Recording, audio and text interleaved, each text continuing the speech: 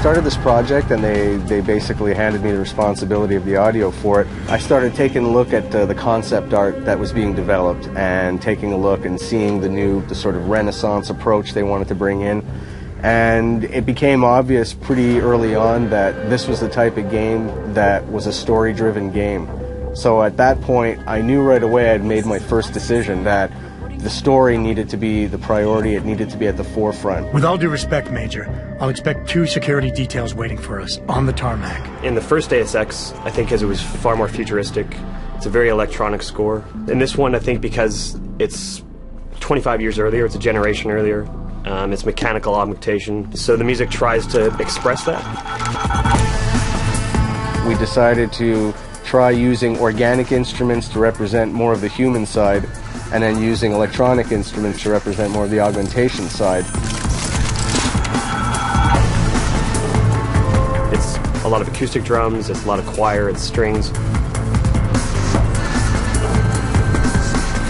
Because it's interactive, the music has to shift depending on what the player is doing. Especially in Deus Ex, where the player can play it stealth, or he can play it as an action game, or he can play it socially, the music has to be able to reflect all those different styles of gameplay. Combat is just insane. Making the weapon sounds is obviously the thing everybody gets excited about, because it's a lot of fun to make things go boom. We worked with the weapons designer. We went through tons of different sounds, blending all kinds of different weapon sounds, tweaking it. We take real sounds, but we blend these sounds with other stuff. Like, it's not just like 3-4 sounds blended together. It's like probably 25 sounds all together. You have to feel the things like they're real, but in the same time, you like to get these things a little bit more than real. Hacking was a fun part to do because it's kind of its own little battlefield in itself. It's you against the mainframe, and when you're hacking something, I want it to feel somewhat cerebral, but I also want it to have that tension of like, okay, I can't afford to get caught here.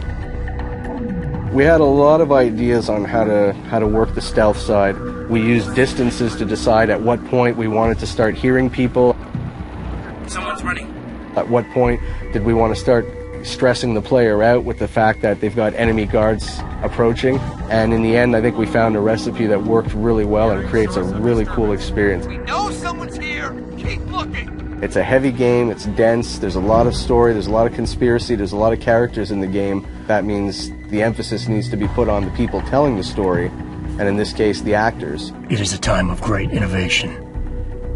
Technological advancement. The thing about playing Adam Jensen is tricky because as an actor, when you play anything like film, television, or stage, what you do is you justify everything the character does. You have to. I found your attack dog in the factoring labs.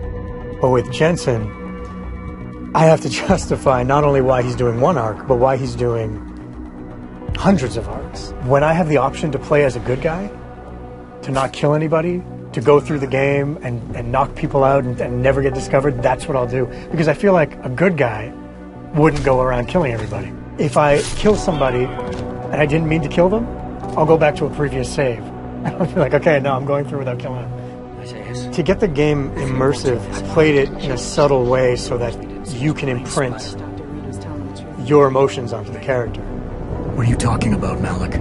What we needed was not so much music as it was more emotional support for the story. So whatever environment we're in, if we're in Detroit or we're in Shanghai, is trying to bring elements of that environment into the music. Street musicians that you may hear walking down the street are all incorporated into the score as well. You have to give a special color to the game. You have to get the vibe of that city. It's not just ambience. We've also got sounds being triggered at different intervals as you walk, because that's what makes it feel realistic. Hearing a window break in the distance as you walk a certain path. And what's cool is when you walk back the same way, it's not going to be the same sound. It's not baked in. We've got something else cooked up. Now you're sitting there going, okay, well, this feels like it's adapting to what I'm doing in the game, and ultimately that's the illusion you want to create.